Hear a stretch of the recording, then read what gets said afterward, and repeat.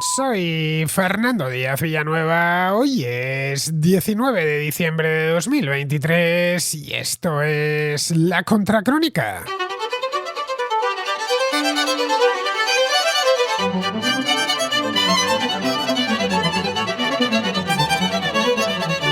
Hace solo 15 meses los chilenos rechazaron de forma rotunda la nueva constitución elaborada por una convención constitucional que había sido elegida año y medio antes. La Constitución, caracterizada por un marcado sesgo izquierdista, contemplaba profundas reformas que alteraban de forma significativa el modelo político y económico chileno. Preveía, por ejemplo, una legislación medioambiental muy ambiciosa y nuevos derechos sociales que habrían supuesto una onerosa sobrecarga en los presupuestos del Estado. Solo un 38% de los votantes aprobaron el texto, lo que prolongó un año más el proceso constituyente, al que decidieron dar una nueva oportunidad eligiendo un Consejo Constitucional que ha invertido los últimos meses en la redacción de una nueva propuesta.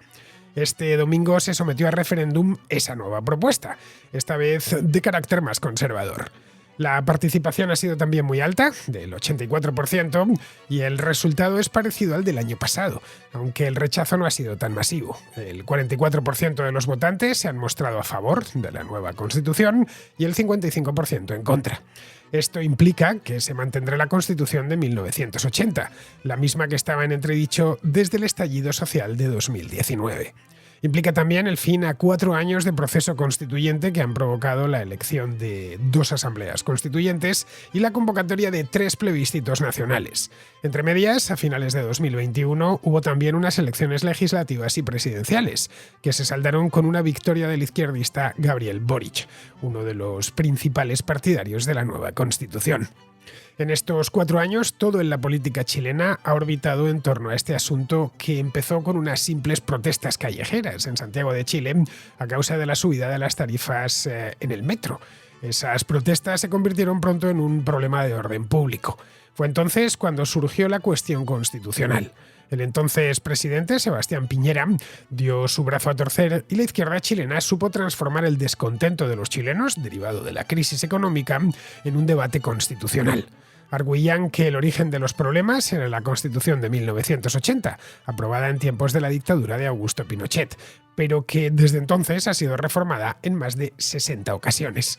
Fue esa Constitución la que facilitó la transición a la democracia a finales de la década de los 80 y la que ha dotado a Chile de un marco estable que le ha permitido convertirse en el país más desarrollado de Sudamérica.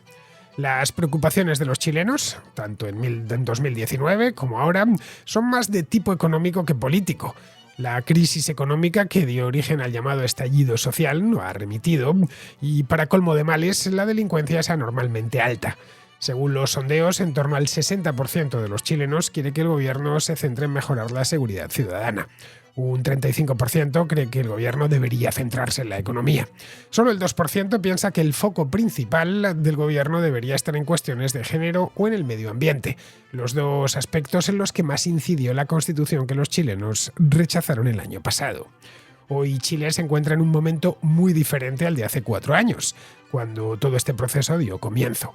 El giro chileno hacia la derecha, tras estos años de inestabilidad, refleja una tendencia que se ve en otras partes de Hispanoamérica, como la vecina Argentina, donde hace solo unos días ascendió a la presidencia Javier Milei, tras una campaña en la que prometía poner fin al gasto estatal. En Colombia, las elecciones regionales del pasado mes de octubre, los votantes dieron una amplia victoria a las formaciones de centro-derecha. Los chilenos quieren poner fin a estos años locos y centrarse en el crecimiento económico, justo lo que debieron hacer cuando todo esto empezó.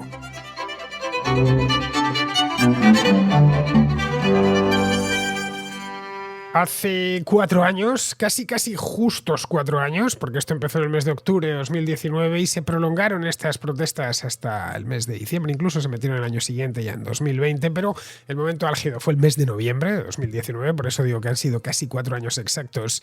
Se produjeron en Chile una serie de manifestaciones que devinieron muy violentas en algunas ciudades, especialmente en la capital, en Santiago. Estas manifestaciones y todo esto que se dio en llamar posteriormente estallido social lo fíjate, aquí en la Contracrónica, en aquel entonces, claro, ha llovido mucho desde 2019. Estamos hablando, ya sabéis, no de antes de Cristo, pero sí de antes de la pandemia. Por lo tanto, se nos antoja incluso algo más lejano. Pues bien, todo esto, los que estabais al otro lado en aquel entonces, pues lo recordaréis bien, y los que no, pues os lo recuerdo yo ahora. Todo esto empezó por una ligera subida en las tarifas del metro de Santiago. Algunos estudiantes, ofendidos por la subida de las tarifas, por la subida del boleto de metro, se empezaron a saltarse los tornos de acceso en las estaciones. Y eso marcó el comienzo de unas protestas que pronto crecieron y crecieron, bueno, hasta el punto de que se han terminado conociendo y se terminan conociendo como estallido social. Chilenos de todo tipo, de toda condición social, de prácticamente todas las ciudades del país. Siempre lo más gordo tuvo lugar en Santiago, que es la ciudad más grande, pero vamos, en otras hubo manifestaciones masivas. Empezaron a echarse a la calle. Estamos hablando de los meses de octubre, noviembre, diciembre, en este caso del año 2019, que en España o en Europa o en Norteamérica pues no son meses para armar follón en la calle, pero sí en el hemisferio sur, porque es cuando empieza el verano. El mes de noviembre o el mes de diciembre en países como Chile, como Uruguay, como Argentina, como Australia, son meses de temperatura muy agradable, los meses previos a que comience el verano. Se corresponderían en el hemisferio norte con los meses de mayo o de junio. Bien, los días son más largos, la temperatura es mucho más cálida y evidentemente apetece más salir de manifestación. Se quejaban en estas manifestaciones de lo que se suele quejar la gente cuando sale a protestar a la calle.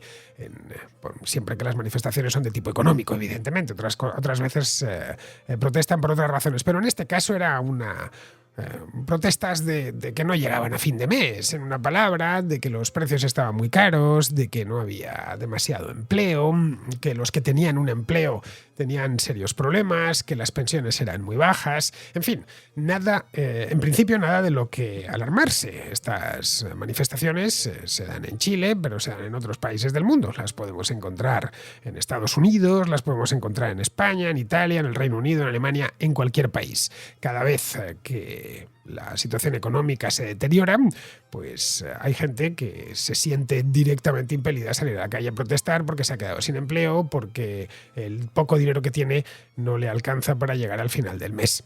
A veces se nos olvida, pero es un dato importante. Se nos olvida que la economía chilena es la más desarrollada de Sudamérica, que no estamos hablando de un país pobre, ni muchísimo menos. Chile es, y lo he dicho muchas veces aquí en la Contracrónica, hasta le dediqué un programa hace unos años a este tema, Chile es a todos los efectos un país del primer mundo. Tiene mucho más que ver con una economía europea que con una economía de Sudamérica. Si en lugar de estar enclavado en el cono sur de América estuviese en Europa, Chile seguramente formaría parte de la Unión Europea y estaría compitiendo en PIB y en renta per cápita con los países del este del continente. Esa dimensión de Chile como país plenamente desarrollado no se termina de entender a este lado del Atlántico y tampoco en Norteamérica, donde se tiende, de manera un tanto insensata y siempre desinformada, a aplanar y a simplificar todo lo que acontece más allá del trópico de Cáncer. Esa es la razón por la que muchos, por estas latitudes, confundieron aquel estallido social con una de esas crisis de subsistencia que proliferan tanto por los países del tercer mundo. Y en Chile, en el año 2019, no había nada de eso. En aquel momento Chile atravesaba una crisis económica y eso dio lugar a cierto descontento, un descontento justificado, sin duda, pero que sabiamente orquestado desde la izquierda derivó en algo que no estaba previsto, ni mucho menos al principio, que era un proceso constituyente. A la vuelta de un par de semanas, desde que habían arrancado las protestas, esos jóvenes saltándose los tornos del metro, todo se había ya transformado en clave política con reclamos maximalistas. Los manifestantes, especialmente los más violentos, que se habían metido ya de hoz y coz a incendiarios de la red de metro, tenemos todos en la cabeza o en la retina por lo menos pegadas esas imágenes de convoyes de metro ardiendo, autobuses, etcétera, en Santiago de Chile, estaciones completas. Aquello costó carísimo, miles de millones de dólares, este estallido social, estas manifestaciones, pues veíamos que estos empezaban a reclamar una nueva constitución. El problema central dejó de ser la penuria económica de muchos chilenos y pasó a ser la Constitución. Arguyen que la Constitución existente, que data del año 1980, de finales del 80, tiene 43 años de antigüedad, una Constitución no muy antigua, pero tampoco especialmente reciente. Es, de hecho, en cuanto a su longevidad, muy parecida a la española, que es del año 78, pero a diferencia de la española, esta ha sido reformada en un montón de ocasiones. La Constitución chilena ha sido reformada desde 1980 en 63 ocasiones. Bien, pues a pesar de eso no les valía. Decían que era una constitución redactada por unos generales a espaldas de los chilenos y que esa era, en definitiva, la causa de que el país no progresase. No importaba que con esa constitución Chile se hubiese convertido, junto a Uruguay, en la mejor democracia de la América hispana. Tampoco importaba que esa constitución se hubiese demostrado como un artefacto jurídico tremendamente flexible y se hubiera ido adaptando a todo desde el momento de su promulgación, que fue en octubre de 1980. La Constitución chilena, efectivamente, fue elaborada durante la dictadura de Augusto Pinochet. Esta dictadura que se acaba de celebrar ahora mismo, hace apenas unos meses, el 50 aniversario del golpe de Estado del 11 de septiembre del 73. Era una dictadura joven en aquel momento cuando fue promulgada esta Constitución. Fue 7 años después, 7 años casi exactos después de la llegada al poder de Pinochet. Pero esa Constitución del 80 se parece muy poco ya a la original después de tantas reformas. A lo largo de estos últimos 40 años se ha ido, como os decía antes, adaptando a todo lo que ha ido sucediendo en Chile. Bueno, tanto que permitió que el país transitase de una dictadura a una democracia, a una buena democracia, sin necesidad de cambiar la Carta Magna. Entonces, se habla normalmente del milagro chileno en términos económicos, pero aquí podríamos hablar del milagro chileno político. Permitió también que durante las décadas siguientes se turnasen pacífica y democráticamente presidentes de distintas tendencias políticas, tanto de derecha como de izquierda como de centro, convirtiendo a Chile en una excepción en su vecindario y también en un ejemplo a seguir. Los chilenos tienen bien claro que la institucionalidad es importante y procuran mantener las formas y mantener también el espíritu, no ya de la Constitución, sino de la democracia en el sentido más amplio. En algunos momentos, como el año 1989 o el año 2005, estas reformas a la Constitución de Chile fueron tan ambiciosas, fueron tan profundas, que en muchos casos se podía hablar casi de una nueva Constitución. Solo en 1989, estamos hablando de hace más de 30 años, momentos antes de que se recuperase la democracia con la elección de Patricio Aylwin, se le practicó una reforma de gran envergadura, consensuada naturalmente por todas las fuerzas políticas y refrendada en plebiscito nacional. Un plebiscito que se celebró en julio de aquel año, del 89, y que tuvo además un resultado revelador y concluyente. El 91,2% de los votantes, de los chilenos que fueron a votar aquel día de julio de 1989, se decantó a favor de la reforma, de esta reforma, ya digo, tan ambiciosa. En ese momento, la Constitución de 1980, estamos hablando del 89, pasó a ser ya la de la democracia, en tanto que había sido reformada en profundidad y plebiscitada con total y absoluta libertad. Cabe preguntarse, y esto es algo que se han hecho... Esta pregunta es algo que se han hecho muchos chilenos, y no solo chilenos, también los que no lo somos. ¿Por qué no hicieron una nueva en aquel momento? ¿Por qué al terminar el pinochetismo no se plantearon redactar una nueva constitución, aparcando ya la de 1980? Pues simplemente porque no hizo falta. Se tomó la del 89, la del 80, se le hicieron en el año 89 un total de 54 reformas, y la nueva Carta Magna fue plenamente operativa para la nueva etapa, que se abrió a partir del año 1990. En 2005, ya han pasado 15 años, cuando el sistema ya rodaba solo, había habido varias presidencias, se alcanzó un nuevo consenso para someter a la Constitución a otra reforma de alcance. Esta vez se hizo mediante el procedimiento ordinario que contemplaba la propia Constitución. Se pactaron las reformas en el Congreso chileno y se aprobó dentro del Congreso con una mayoría muy amplia. La sombra de la ilegitimidad de la Constitución del 80 parecía más que resuelta, pero no era así. 10 años después, en el año 2015, con Michelle Bachelet en la presidencia, se anunció un proceso constituyente, pero quedó en nada. por falta de consenso. Pues bien, ahí quedó la cosa hasta el estallido social, cuando resurgió este tema de la Constitución con muchísima fuerza.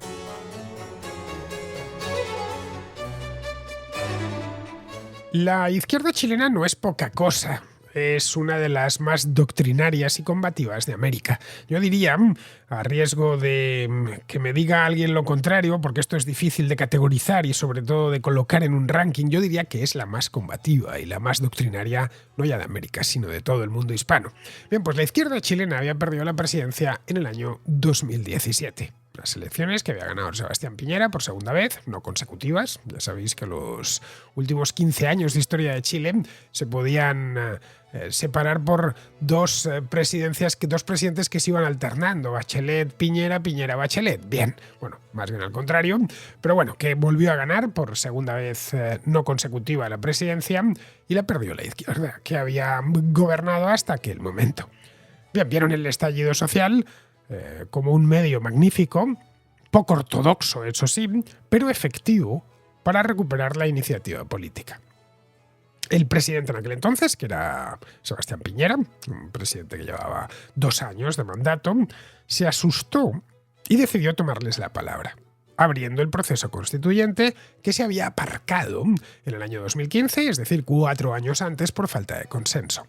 El proceso llegaba con un nuevo programa que había aprobado de urgencia Sebastián Piñera, lo hizo en noviembre de 2019, denominado Nueva Agenda Social. Una agenda que hacía hincapié en las pensiones, en la sanidad, etcétera, para tratar de responder a esos manifestantes que durante el estallido social se quejaban por cuestiones económicas.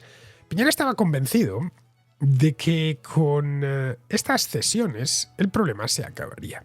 Pero eso dio alas a los más radicales.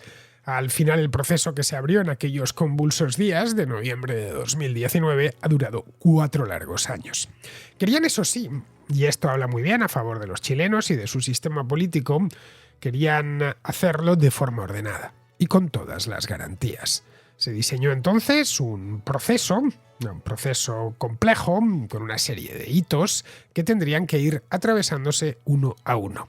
En octubre de 2020, es decir, casi un año después, se convocó a los chilenos a un plebiscito para dar comienzo al proceso que se había aprobado el año antes. El proceso iba ya con algo de retraso, porque la pandemia se había colado de por medio. En origen, este plebiscito, para empezar con la historia de la reforma constitucional, tendría que haberse celebrado en abril, pero los confinamientos lo impidieron.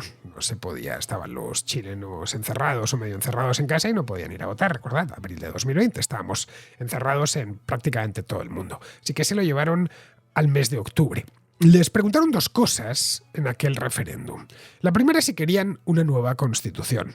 La segunda, si preferían que esa nueva constitución la redactase una comisión mixta formada por diputados ya electos del Congreso, más otros nuevos elegidos para la ocasión, o una convención completamente nueva. Es decir, lo que llamaríamos en España unas Cortes Constituyentes. Los votantes se decantaron por una nueva constitución.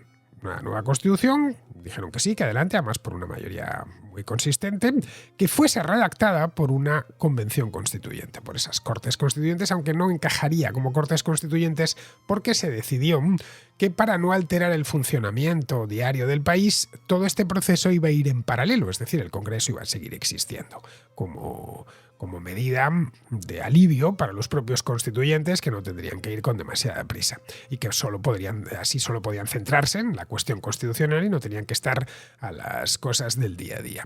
Las Cortes Constituyentes, el problema que tienen es que no solo hacen una constitución, sino que además tienen que estar, legislando para todo el país durante ese periodo en cuestiones que nada tienen que ver con la Constitución. Bien.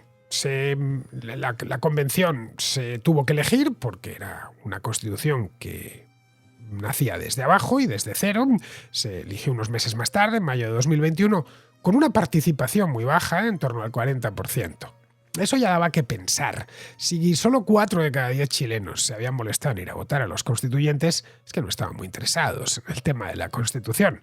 La Convención Constitucional se puso a trabajar en julio de 2021. Para entonces había pasado ya más de año y medio desde aquellas protestas.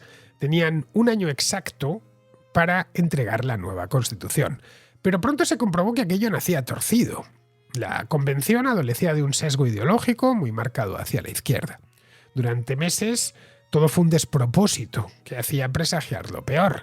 Recuerdo durante aquellos meses de la Convención Constitucional entre 2021 y 2022 que, bueno, aparte de preparar algún que otro programa sobre el tema, llegaban algunos contraescuchas chilenos a contarnos a todos los excesos de esta convención. En julio de 2022 se presentó ya formalmente la nueva Constitución. La presentación fue con polémica incluida, porque los constituyentes decidieron no invitar a los expresidentes vivos, los expresidentes de Chile, que eran 4. Eduardo Frei, que fue presidente entre el 94 y el 2000, Ricardo Lagos, que fue presidente entre el año 2000 y 2006, Michelle Bachelet y Sebastián Piñera. Decidieron que no iban a invitarles. Luego cambiaron de opinión porque hubo algo de escándalo, pero los expresidentes prefirieron no asistir y así se ahorraban el bochorno. Quien sí estuvo fue Gabriel Boric, un firme partidario del proceso constituyente. En septiembre de 2022, ya una vez presentada, se sometió a referéndum la nueva Constitución. Y como era de esperar, los chilenos la rechazaron de plano.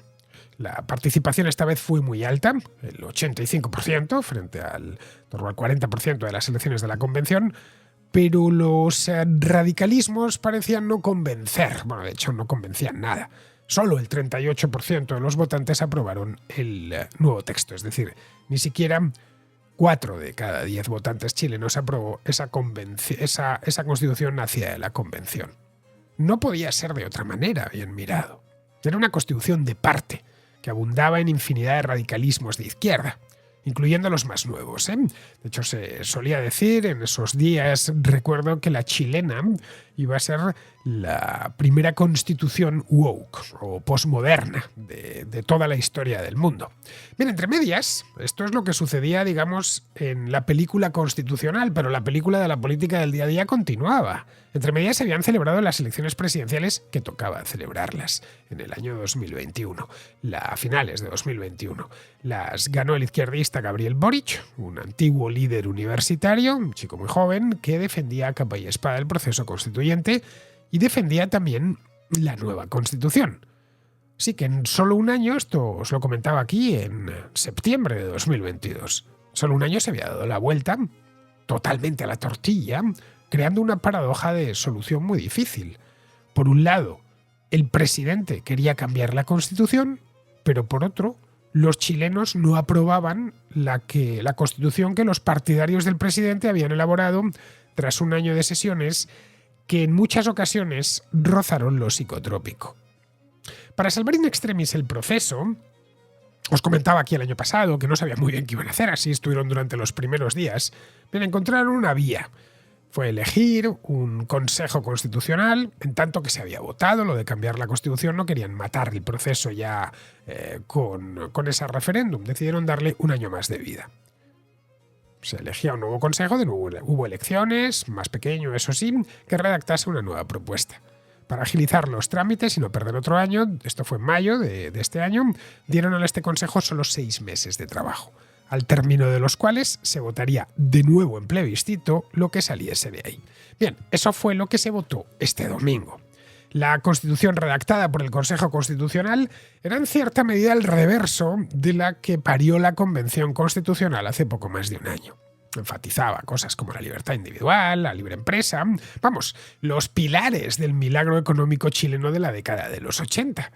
No se trataba, como algunos han dicho a lo largo de las últimas horas, de una constitución neoliberal peligrosísima, era, yo diría que más bien socialdemócrata, pero eso les parecía demasiado reaccionario a la izquierda chilena. Desde el principio, por las encuestas que había disponibles, se sabía que iba a ser rechazada y eso mismo es lo que ha sucedido. El 55% del electorado votó en contra y el 45% a favor. Pero el resultado no ha sido ese. El resultado ha sido que los chilenos se quedan con la Constitución de 1980.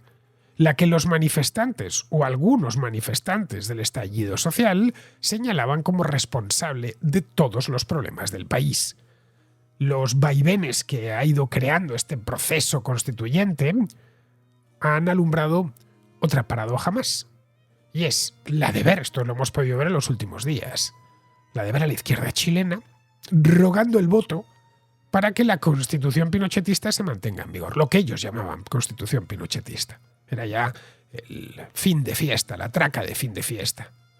Esta Constitución chilena de 1980, la Constitución de la discordia para muchos chilenos, pues adolece como todas las constituciones de muchos defectos, claro está.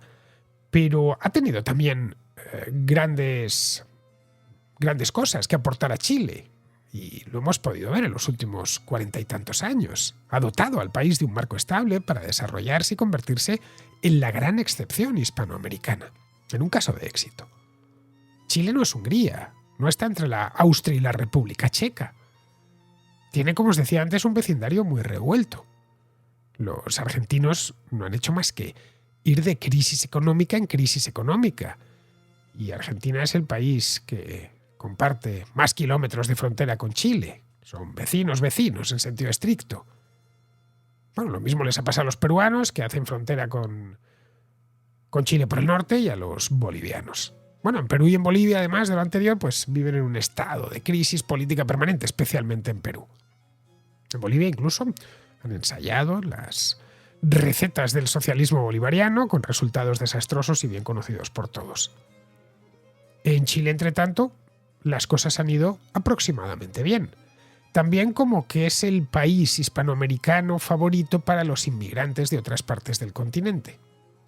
A la hora de votar con los pies, los peruanos, los bolivianos, los venezolanos prefieren irse a Chile, votan por Chile. Ha traído a cientos de miles de inmigrantes de toda América, especialmente de Venezuela, pero de lugares tan lejanos incluso como Haití. Venezuela era un país muy próspero, como bien sabemos, que se deslizó hace 20 años por el extremo opuesto. Y en fin, hoy se mira de tú a tú con los países del África subsahariana. Habría entonces que preguntarse en este punto qué dio origen a aquel estallido social. Esto es una duda ya casi para historiadores. El relato habitual que impera en Europa y en Estados Unidos es que supuso la crisis terminal de un modelo neoliberal que había condenado a Chile a la miseria y al atraso. Se llegó incluso a fantasear con la idea de que los chilenos seguían aún inmersos en la dictadura de Pinochet, sin Pinochet ya, pero metidos en el mismo sistema, y que era por lo tanto necesario acabar con esa excepcionalidad y hacer una transición a la democracia de una vez por todas. Poco importaba que esa transición se produjese de forma tranquila y ejemplar hace ya más de 30 años. Pero da igual, la izquierda occidental, tanto la europea como la estadounidense, es contumaz en sus creencias por falsas que sean. Las quejas de los chilenos de 2019, como os decía antes, estaban plenamente justificadas. Pero salvo una minoría exigua, nadie quería convertir ese país en una república bolivariana. Su malestar se derivaba del crecimiento económico de los años precedentes, que había sido pequeño. Los gobiernos de Bachelet y de Piñera habían subido los impuestos de manera consistente, además, especialmente el de sociedades, habían recrecido la regulación y eso espantó a los inversores. El resto ya vino solo. Ahí había que buscar la razón de ese descontento. Pero la izquierda chilena se las arregló para transformar lo que había sido una simple crisis económica en todo un proceso constituyente. Transmitieron con mucho éxito la idea de que bastaba con poner en un papel una serie de demandas o de deseos y que todo eso se materializaría por arte de magia. Algo, por lo demás, muy querido por los hispanos, tanto los de aquel como los de este lado del océano.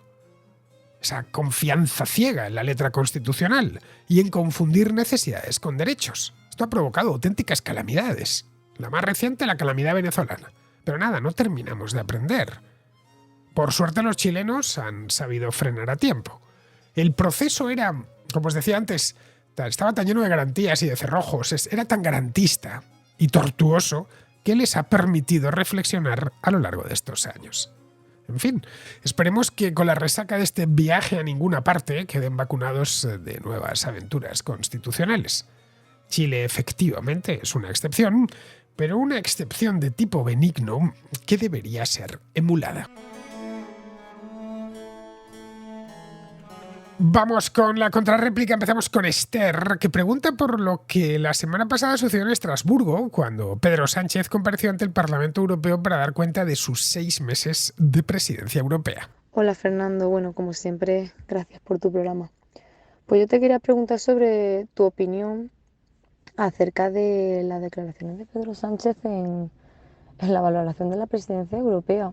Em, no sé si es solo mi sensación, pero lo que ha hecho me parece que es quemar todos, o sea, los puentes que le quedaran para poder aspirar a un cargo futuro en algún organismo, ya no solo europeo, sino internacional. Es decir, descalificar de tal manera a Weber y las declaraciones tan, bueno, obscenas que tuvo.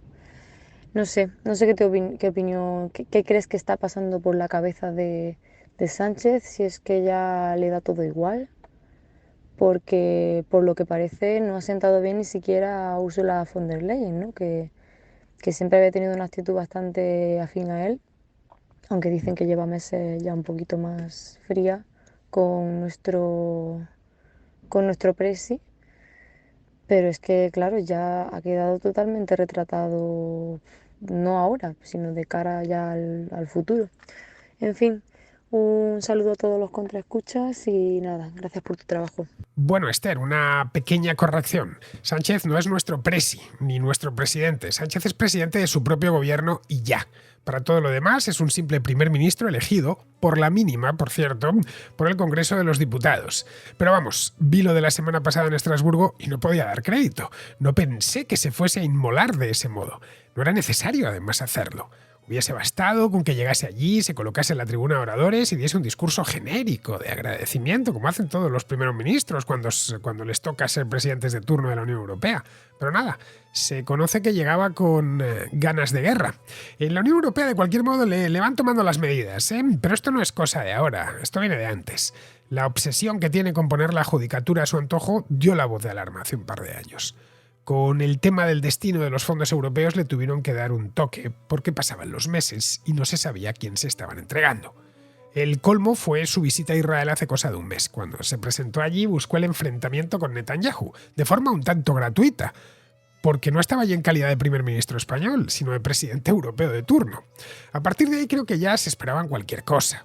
Súmale a eso lo de la amnistía a Puigdemont y ya lo tienes todo.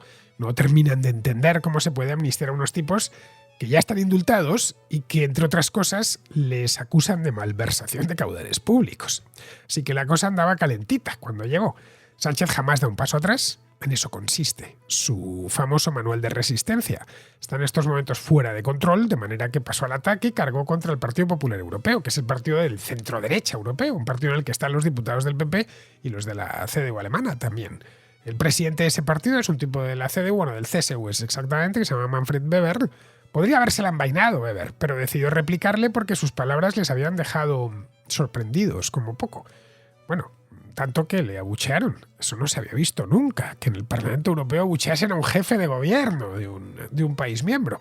Esto evidentemente tendrá consecuencias, no sabemos cuáles, pero tendrá consecuencias y no necesariamente buenas para Sánchez. Se cierra desde luego todas las puertas a un posible cargo europeo en el futuro, de eso se puede olvidar. Pero en cambio se abre otras para otro tipo de empresas más ideológicas. Más o menos lo mismo que hizo Zapatero en su momento. Entre tanto, pues no quiere más puerta que la de la Moncloa. Y por esa puerta, Pedro Sánchez está dispuesto a todo. Bien, vamos ahora con Pedro, un venezolano que nos habla del caso del Esequibo. Recién escucho el programa sobre el Esequibo y nada, venezolano por aquí, así que creo que es conveniente hacer algunas precisiones que creo que mucha gente te estará haciendo. En primer lugar, el tema de la octava estrella venezolana, ¿no? La octava estrella venezolana es el reconocimiento que el señor Chávez hace de un deseo de Bolívar de incluir la provincia de Guayana, que no Guyana, y por eso se incluye, que es lo que sería el estado Bolívar, el estado Amazonas actuales del país. Y claro, la zona que a nosotros se nos enseñó en el colegio como zona en reclamación, que es el territorio Esequibo. Luego, pues sí, hay una diferencia entre Guayana y Guyana, porque Guayana tiene que ver con el macizo guayanés, como también tú muy bien lo dices, pero Guyana es el país. Luego, Venezuela sí rechazó el laudo arbitral de París. Hubo un rechazo inmediato, pero no hizo nunca nada. Es cierto, Venezuela ese asunto lo mantuvo en el congelador durante muchísimo tiempo porque no contaba con los medios necesarios para tomar el territorio por la fuerza, el territorio que ellos vindican que es el que se corresponde a la Capitanía General de Venezuela, establecida por España en su momento. Ahora bien, te pasó un enlace en el cual aparecen las declaraciones de Hugo Chávez, que son las que acaban con la reclamación venezolana. ¿Por qué? Porque, bueno, en derecho internacional, tú muy bien lo debes saber, estas cosas importan. Sin embargo, gracias por traer el tema a colación.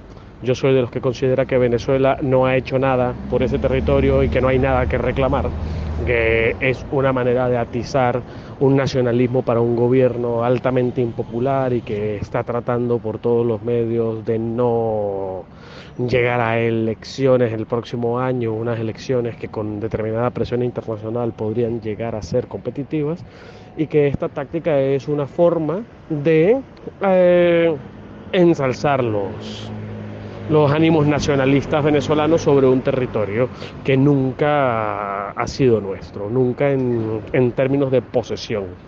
Un saludo. Esto de la octava estrella de la bandera venezolana ya lo vimos la semana pasada, Pedro. La octava estrella representa la provincia de Guayana, de la época de la Capitanía General de Venezuela, que hoy se corresponde a grandes rasgos con los estados de Amazonas y Bolívar y en parte con el de Delta Macuro también. La capital de esa provincia española era Angostura, que luego tras la independencia se rebautizó como Ciudad Bolívar.